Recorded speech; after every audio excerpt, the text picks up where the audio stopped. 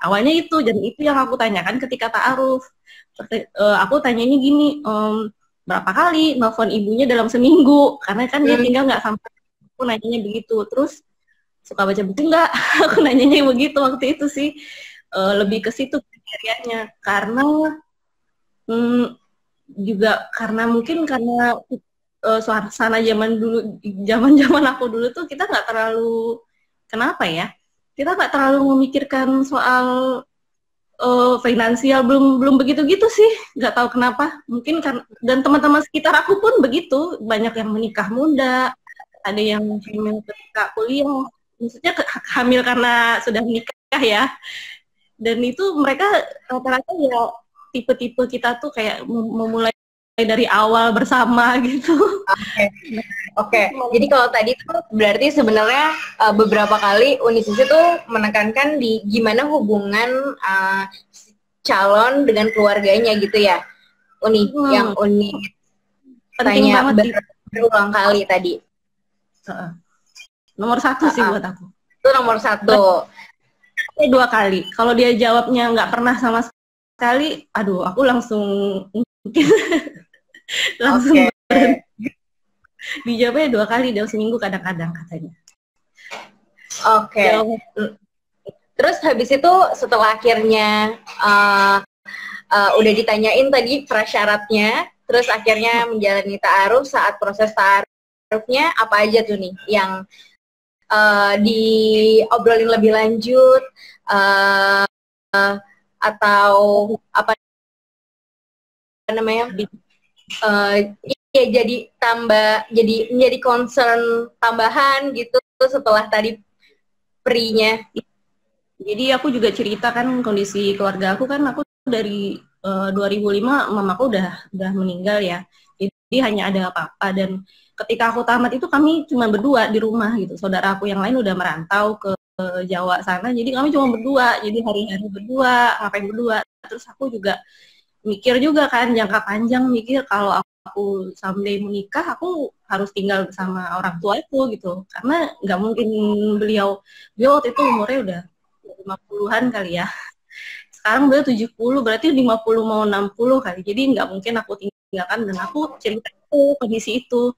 Kalau kita menikah, sepertinya kita akan tinggal bersama orang tua gitu. Dan gimana, ada pikiran pengen berkarir keluar nggak dari kota ini gitu. Aku sendiri sebenarnya udah dari lahir di sini, tapi aku mungkin itu misi pribadi aku dari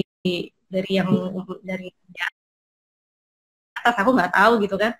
Terus aku ceritain begitu kondisi aku, dan masalah nggak seperti itu gitu. Dan kemungkinan juga sepertinya dengan kondisi gitu nih, apa sih yang tadinya dibayangin, terus ternyata pas saat kejadian seperti apa gitu. Yang seru-seru nih kayaknya orang-orang yang denger tuh juga pengen dengerin yang seru-seru apa nih? Iya, kalau klasik sih, kalau ekspektasi kan biasa lah, kita pengen happily ever after gitu kan. Hidup berdua, tiada yang mengganggu gitu. Maksudnya kayak ya fairy tale segitulah gitu. Karena zaman itu maksud aku beda banget ya, dulu kita nggak terlalu banyak terekspos dengan hal-hal yang realita lah gitu. Kalau sekarang kan terpampang nyata ya, ada konflik dikit di rumah tangga muncul lah di status apa gitu. Kalau dulu tuh enggak gitu. Jadi banyak nggak ada sih. Jadi aku ekspektasinya ya gitu, komunikasi aku lancar. Maksudnya lancar di sini tuh aku sih tahu bakal ada kayak kesulitan atau kayak tadi Nadia bilang soal nada suara, ya aku pikir kan udah tahu aku ngomongnya gitu, kenapa dipermasalahkan, tapi ternyata nggak bisa gitu. Nggak bisa, itu butuh waktu bertahun-tahun gitu. Kadang pun sekarang masih keluar kebiasaan lama itu, dan ya, tapi mungkin karena dia udah terbiasa ya dia nggak mempermasalahkan, kadang dipermasalahkan juga, dan manusia banget kan gitu. Yang akan hadir dimanapun dan kapanpun aku butuhkan gitu kan, ternyata enggak juga gitu. Karena dia punya keterbatasan gitu kan, karena dia punya tanggung jawab yang lain gitu. Dan aku kalau boleh cerita, aku pernah cerita juga sih di sesi rangkul nih, mungkin yang sering ikut, yang pasar aku tahu, ngupas bawah aku tahu, tapi meramunya menjadi satu masakan yang enak, apalagi masakan Padang ya, nggak simple ya, masakan orang gitu, simple ya, itu aku nggak bisa gitu. Terus aku juga bukan tipe orang yang bisa beres-beres gitu, karena aku dari kecil, dari aku lah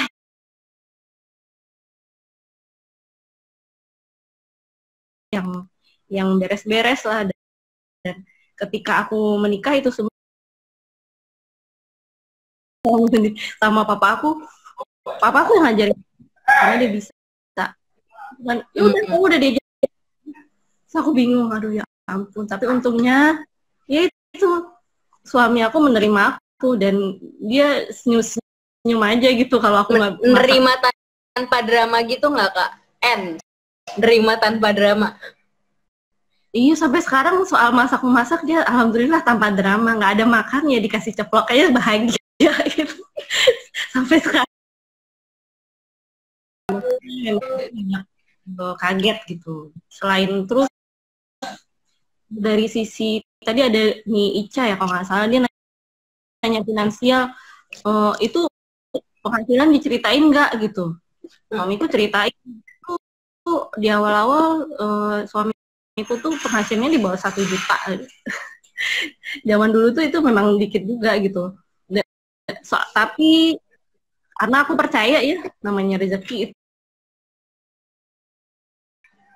Karena dia gimana? Sekarang dulu kan baru mau nikah ya. Iya, kan karena aku baru mau nikah, aku nanya sama Unisisi. Punya penghasilan sendiri terus ditanya enggak, karena kalau keuangan sensitif kan. Kalau aku ya nggak ada masalah ya, aku cerita aja. Kalau Nadia gimana? Oh, kalau aku terbuka banget sih nih, maksudnya berapa besaran pendapatan aku, terus misalnya biasanya di spend kemana aja, berapa yang emang di save, dan segala macam itu aku state dari awal juga. Misalnya emang aku dan apa namanya, sebenarnya sama-sama ngobrolin juga, selain ngobrolin gimana apa namanya, gimana komunikasi dan belajar gimana komunikasi dan menjalin hubungan tuh, juga mungkin menyamakan visi untuk mengelola uang juga bareng gitu ya. Jadi akhirnya nggak apa namanya, akhir belanjanya direncanakan yang gitu-gitu sih nih. Kalau aku jadi walaupun pasti aku juga expected bahwa mungkin nantinya gitu seperti cerita Uni yang tadinya mungkin merasa kayaknya komunikasinya udah diobrolin udah diobrolin, tapi ternyata pas penyelesaiannya selama itu juga gitu. Ya nih, tapi itu aku obrolin sih, itu aku obrolin kemana aja supaya emang sama-sama tahu gitu. Ini ada pertanyaan juga nih.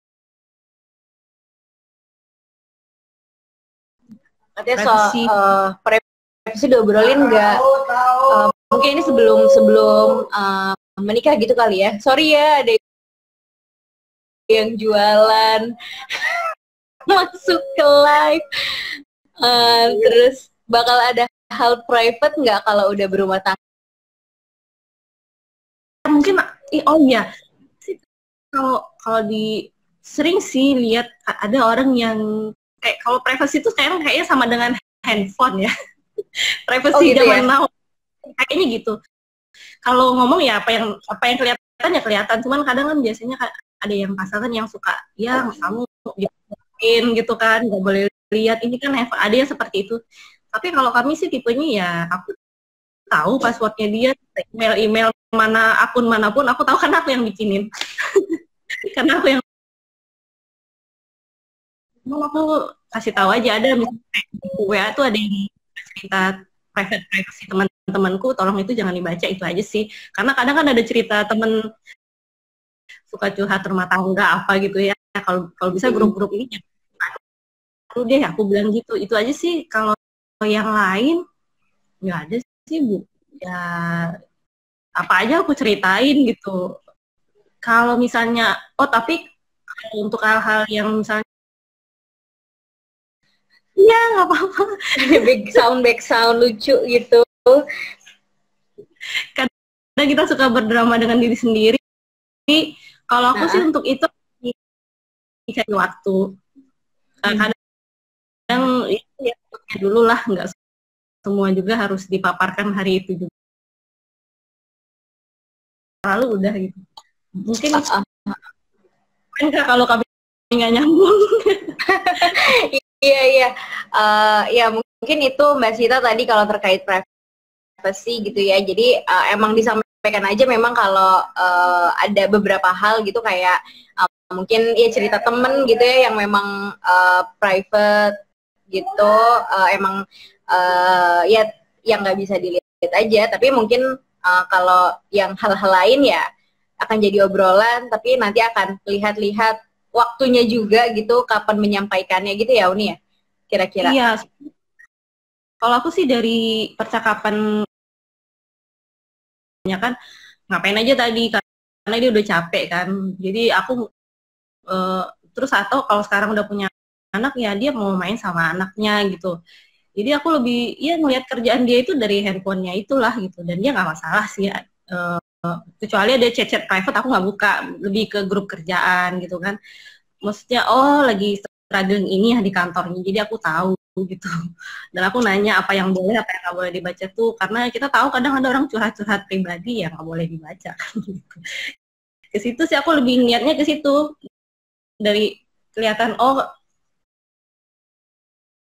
itu sih dari zaman dari dulu sih suka kayak gitu. Karena kalau ditanya dia kadang dari dan nyampe rumah kerjaan lagi yang dibahas mungkin. Jadinya capek gitu. Iya. Oke. Mbak Uli katanya komunikasi bakal jadi hal terpenting ya, belajar terus-terusan. Iya nih, betul ya nih ya. Iya bener banget. Terus tuh Nadia beruntung banget, iya udah kenal keluarga kita. Benar. Iya, alhamdulillah loh. Sampai sekarang tuh kalau kita lagi ngadain sesi itu ya ke si HR hubungan reflektif lagi gitu kan, dia kan berkesinambungan ya. Kemarin aku cerita sama kakak di Akulit Padang, ya awalnya dari situ dulu harus dibenerin yang hubungan reflektif, komunikasi gitu ya, dari situ dulu. Dan memang susah gitu, dan aku bertahun-tahun untuk bisa nyambung gitu, bisa mengutarakan keinginan dengan benar tanpa drama. Iya, benar setuju banget Uni. Dan itu emang perlu latihan kan, perlu praktek terus menerus. Maksudnya nggak ujuk-ujuk gitu ya, nggak ujuk-ujuk langsung expert dalam menjalin hubungan yang reflektif gitu, menjaga hubungan yang reflektif dan melakukan komunikasi yang efektif gitu ya. Iya, tuh bapak-bapak sampai rumah nggak suka, iya bener banget. Apalagi kalau udah capek. Dia maunya pengennya, mungkin kalau ada bapak yang hobi nge-game, dia langsung nge-game. Bapak nggak bisa multitasking kan kepalanya. Dia satu-satu. Kalau kita bisa bercabang-cabang. Oke. Gitu. Uni, Aku Gimana? mau nanya lagi. Nah, Jadi tadi setelah rangkaian apa namanya dari komunikasi itu yang paling utama gitu ya, komunikasi uh,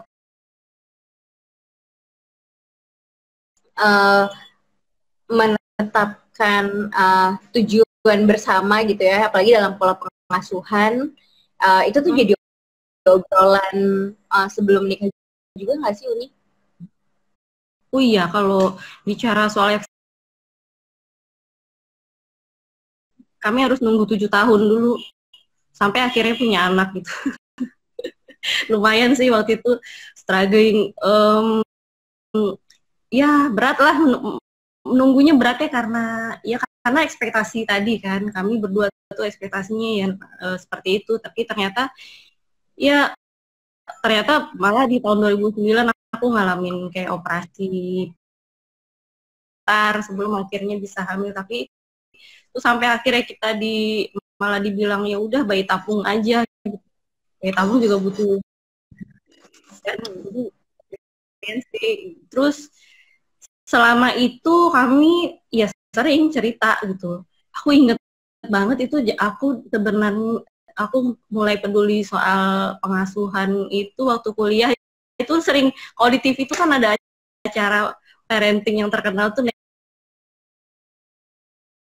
banget tuh. Aku tuh dari situ awal, oh ternyata gitu ya. Kalau enak banget sih, banyak tempat belajar. Aku dulu sampai beli, penasaran. Oh ternyata bisa ya mengasuh anak itu tanpa dipukul, tanpa perintah gitu. Jadi dari situ sih dulu aku sering beli buku. Terus kami suka nerapin ke keponakan-ponakan. Aku cerita-cerita gitu sih sama suami gitu. Kalau sampai sekarang ketika akhirnya punya anak, suamiku tipe yang wait and tipe suami. Ada tipe suami yang suka diajakin ngobrol bareng, kita nanti anak kita asuh dengan tipe ini ya, tipe ini ya, digodok bersama gitu. Tapi kalau suami aku biarin aku yang praktekin dulu, terus dia lihat kalau oke, dia adopsi gitu. Terus dia kalau dia nggak intervensi banget gitu, pulang kampung misalnya, kan anakku nggak agak susah dulu akrab dengan keluarga neneknya, jadi aku sounding, suamiku diem aja, dia dengerin. Dan aku sering lihat seperti itu, tapi kayaknya tipe suami beda-beda lagi gitu. Ada yang nggak suka, ya kayak ada yang suka diajakin, ada yang diajakin tuh dia malah meledak, banyak banget sih yang mau diomongin gitu. Ada yang begitu cerita, aku semua terapin gitu. Kok suami istri aku semua mau diomongin, diterapin, padahal mungkin tipe niat istrinya brainstorming kan. Tapi kalau aku sama suami, dia lebih biarin aku dulu, terus dia adopsi kayak gitu sih. Tuh Neni. Oh Mbak Uli, aku tuh bukunya Neni 911. Udah tahun berapa itu, 2006? Iya, aku 2006 masih pakai seragam. Nggak usah disebut ya, Uni, ntar aku kelihatan umurnya. Disclaimer dulu, Neni 911 perlu direvisi itu kayaknya. Yang kita ini di keluarga kita. Itu dulu karena dulu nggak ada. Dulu belum ini ya, belum ada keluarga kita gitu ya. Tapi pengasuhan tuh begitu loh, Nat. Mungkin aku dulu kesandungnya di Neni 911 ya, tapi itu ternyata batu pijakan aku untuk lebih belajar. Oke, sip. Oke nih, itu jadi catatan buat aku sih, karena untuk aku tuh sebenarnya belum ngobrolin sih tentang pola pengasuhan dan segala macam. Maksudnya belum ngobrolin itu secara mendalam. Makanya tadi aku nanya ke Uni itu, apakah udah jadi topik obrolan, sebaiknya jadi topik obrolan sebelum atau gimana? Buka YouTube kan ada tuh, di IG kakak juga banyak materinya. dimulai dari ya hubungan reflektif. Yuk daftar yuk, bulan depan ada di Rangkul Padang. Oke. Nah, Uni, kita balik lagi ke kolom komentar. Jadi ini gitu. Mungkin waktu itu calon mertua juga gitu ya, hingga sekarang.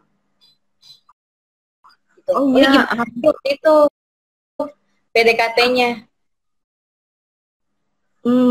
Ya itu makanya aku lebih mengandalkan suami, makanya aku lebih memikirkan itu. Suamiku deket banget sama ibunya. Aku sempat cemburu dulu awal nikah. Dia saling peluk-pelukan, sayang-sayangan gitu. Tapi bukan anak mama ya, suami. Karena ada tipenya anak mama. Tapi dia hubungannya deket banget. Sampai sekarang semuanya anak mama, Mbak. Semua anak mama Uni. Iya, anak mengandalkan. Jadi waktu sebelum pulang, misalnya awal aku perdana ke rumah mertua itu setelah nikah, suamiku yang ngajarin, maksudnya ya dia ngajarin banget karena dia menurut dia itu penting, maka dibicarakannya kan. Jadi sampai dia detail, nanti di rumah gini ya ngomongnya, jangan kaget. Benar, karena menurut dia penting ya. Makanya syukur aku ketemu dengan aku, makanya nyari family man tuh karena itu gitu, karena aku sendiri mungkin nggak punya keterampilan karena ibuku udah nggak ada kan, mamaku, jadi aku butuh banget dibimbing soal itu. Jadi memang di briefing dan aku nggak keberatan, aku senang-senang aja, dan itu aku butuh. Jadi dicerita, misalnya kayak yang kaget ya kalau suaranya keras karena orang di kampung tuh begitu, dan kamu misalnya jam nanti panggilnya ama ya, ama tuh begini, nanti bapak tuh jam segini. Ya, jadi cerita sampai sekarang sih kadang aku masih di briefing sih, karena ya hubungan dengan orang tua itu sensitif ya. Dan alhamdulillah sampai sekarang sih mertuaku baik banget, sama sekali ya dibiarin aja gitu, dan beliau mengerti. Aku sempat bilang maaf ya aku belum bisa kasih cucu, itu nggak ada masalah sama dia gitu. Alhamdulillahnya sih begitu. Semoga Nadia juga menemukan hal yang sama ya. Amin, amin. Okay. Kalau dengar dari cerita teman-teman sih banyak yang menemukan kondisi berbeda gitu. Hubungan mereka gimana mulai ngobrolnya dari mana, terus apa namanya, ya mulai ngobrol dari mana itu paling penting sih kan, untuk kayak pengen tahu mulai ngobrol apa nih gitu. Itu tuh dengan adanya si briefing itu tuh penting banget gitu ya. Wahai calon-calon pasangan yang ingin bertemu calon mertuanya, tolong dibantu pasangannya ya di briefing gitu. Nggak apa-apa lah di skenario kan sampai dia bukan dibuat-buat sih, namanya kita menurut kan kita menganggap penting, makanya kita prepare segitu. Betul kan diberitahu gitu ya nih, diberitahu sehingga lebih siap juga ya, kayak kita aja mau Instagram live gitu, kita pasti punya preparation ya gimana mau menghadapi calon mertua gitu kan ya Uni. Nah, ini lanjut kita ke kolom komentar. Kata Mbak Sita, kalau aku tahun pertama pernikahan mulai ngobrolin pengasuhan karena banyak ponakan. Oke. Kata Kak Ega, kayaknya pria Padang gitu ya Uni, suamiku juga gitu, deket banget sama mama dan ete-etenya. Hehehe. Oke. Bener. Kata Mbak Olin, apa pertanyaan bagus nih tentang adaptasi sama keluarga pasangan. Oke, kata Mbak Olin, nggak juga Mbak Mega, suami saya Jawa juga. Ya pokoknya yang penting dekat sama mamahnya gitu ya. Iya. Oke. Sip. Ya itu kan di keluarga kita belajar ya bahwa ada hal-hal yang nggak kita bisa kendalikan tapi mempengaruhi hubungan, dan salah satunya ya lingkungan itu tadi kan. Jadi gimana kita bisa merespon kebutuhan keluarga ya dengan begitulah caranya disampaikan gitu kan. Terus kalau suaminya yang mungkin ada suaminya yang nggak kepikiran untuk itu, ya kita ingetin gitu. Wajar-wajar aja sih. Iya nih, lanjut kata Kak. Iya benar, bukan cuma nikahin pasangannya tapi keluarganya. Betul banget ya Uni, dari tadi emang Uni juga udah nekenin tuh. Jadi memang harus tahu juga, paham gimana calon pasangan, tapi juga dengan keluarga besarnya gitu ya Uni. Iya. Iya. Jadi kita sempat ngobrol juga ya Nat. Kalau sebelum menikah itu sebaiknya ya diselesaikan dulu lah masalah komunikasi. Misalnya kalau ada yang lagi mandek, mungkin dicoba diurai lagi. Ada teman-teman yang rasanya toksik, dijauhin dulu, lebih selektif gitu. Kalau bisa sih cari teman-teman yang memang mau diajak bertumbuh lah gitu. Karena nggak banyak sih, karena teman yang mau diajak bertumbuh itu yang akan ngingetin kita banyak gitu. Ketika kita salah, dia nggak membabi buta membela gitu, tapi mengingatkan dengan baik gitu. Kalau bingung nyarinya di dalam itu dirangkul banyak banget orangnya kayak gitu. Orang-orang yang mau nemenin kita. Iya beneran.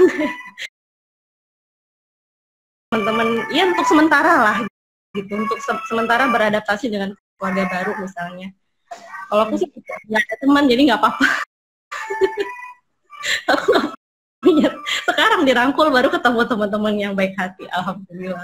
Alhamdulillah. Oke, nih ada pertanyaan lagi nih. Katanya Mbak berkontribusi dengan berkomunikasi dengan iMessage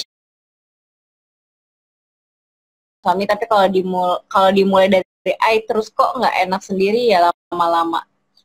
Oh iya, berarti kalau aku yang praktek ya iMessage itu jadi sebelum kenal keluarga kita aku udah coba iMessage ya, aku nggak inget. Karena aku lagi baca buku tentang apa ya, aku nggak inget tentang asertif kalau nggak salah. Gimana kita kan kebutuhan diri gitu. Jadi aku coba itu ke suamiku bahwa kayak gitu. Terus aku coba itu sebelum aku kenal keluarga kita, aku udah coba. Ternyata itu namanya iMessage. Waktu aku ikut kelas kurikulum aku kaget. Itu latihan banget gitu. Cuman aku inget kata Kak Yulia bilang ya, bahwa yang penting itu intensi kita gitu. Ketika kita menyampaikan iMessage, bisa jadi mungkin hasilnya tidak seperti yang kita harapkan, tapi niat baik kita itu harus kita sampaikan bahwa kita ingin berubah loh gitu. Kita ingin menyampaikan, menurut aku ada masalah loh gitu. Kita ingin dia melihat itu, dan aku lihat sih ketika kita menyampaikan memang tidak langsung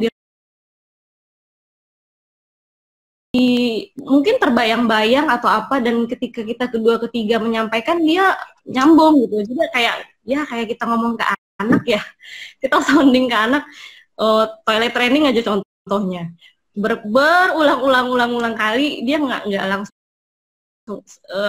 kan, ke suami juga menurut aku seperti itu. Tapi selagi niat kita adalah kita berniat untuk membuka komunikasi apapun. Ada yang bilang sih setahun, ada yang 6 bulan praktek iMessage-nya. Kalau aku sendiri dengan suamiku kayaknya udah butuh 2 tahun lebih deh baru bisa gitu. Kuncinya adalah dipraktekkan gitu ya Uni. Ya, dan niatnya itu tadi gitu. Jadi biar kita nggak merasa egois, mungkin ya Tapi nggak egois sih, itu mungkin perasaan aja ya, mungkin sifat bawaan mbaknya nggak enakan mungkin. Tergantung sifat bawaannya juga mungkin, jadi nggak ada yang salah sih, begitu. Oke. Uni ada mungkin tips nggak gitu nih buat yang mau berumah tangga gitu, walaupun tadi sebenarnya udah sempat kita bahas ya, dari yang apa namanya, tahu keluarganya lebih jauh, terus apa namanya, ya set ekspektasi gitu. Ada lagi nggak nih tips-tipsnya buat yang emang sedang mau berumah tangga? Oh iya, tadi kita dikasih materi sama Kak Ega ya. Makasih Kak Ega, mungkin materinya bisa dicek di IG tuh. Tapi tadi itu bener banget, aku jadi merenung-renung tadi pas bacanya. Ada tuh di IG keluarga kita, mungkin kalau mau baca lagi boleh dicek. Bener banget, ngomong bareng. Terus ini yang paling ngena di aku tuh yang bagian komitmen untuk pola baru gitu. Pola baru yang nggak ada di sebelumnya, itu memang itu yang paling struggling. Tapi ya pernikahan itu artinya kita harus tumbuh kan, nggak bisa kayak gini, versi baru dari diri kita yang dengan keluarga baru gitu. Dan aku mikirnya gitu tadi pas baca, bertumbuh bareng suami itu kadang yang ya kadang banyak nggak menyenangkannya gitu, kadang merasa sedih sendiri gitu, mau ngomong nggak enak, maksudnya kalau cerita kadang nanti dibilang ngomongin aib atau apa, atau ternyata hal-hal yang nggak penting gitu kan menurut orang gitu. Tapi nggak apa-apa gitu, memang harus komitmen bikin pola-pola baru. Dan ya itu kayak semangat mencari cara di keluarga kita, kan kita udah belajar ya bahwa tuh bisa jadi hari ini nih oke nih, tapi ternyata enggak, ya kita putar-putar beda lagi caranya gitu. Kalau udah punya anak kayak aku ngerasain, aku 7 tahun sama suamiku, kalau nggak salah di tahun ke-5, 6, 7 tuh aku nggak ada berantem lagi gitu, karena saking lancarnya komunikasinya tuh nggak ada berantem lagi. Tahu-taunya punya anak, nggak ada lagi waktu ngobrol. Aku stres, tapi nggak bisa diajakin ngobrol. Terus gimana? Aku cari cara. Aku curhat lewat dunia maya, tapi aku bikin Instagram privat, yang aku private gitu. Di situ, jadi ya pokoknya, atau aku curhat di situ dibaca suamiku, dia ketawa gitu. Dulu sering kayak gitu, karena nggak pas ketemu nggak mungkin, kami sibuk dengan punya anak gitu. Jadi kayaknya gitu, akan selalu kita harus komitmen cari pola-pola baru gitu. Itu sih. Oke. Wah, thank you banget nih Uni. Makasih banget juga nih buat temen-temen yang udah apa namanya ikutan di live sore ini. Makasih juga nih, terakhirnya ada Kak Andin, katanya hubungan dalam pernikahan gak selalu mulus ya, jadi selalu siap cari cara, ingat impian tinggi, nerima tanpa drama, tidak takut salah, dan jangan lupa asyik main bersama. Prinsip apa itu Uni? Prinsip Cinta. apa? Cinta. Oke. Nah, buat ini apa nih? Sebentar. Oh iya, mau izin promo sebentar. Besok insya Allah kadang ini ada tema gini juga, komunikasi dengan pasangan. Kita ngadain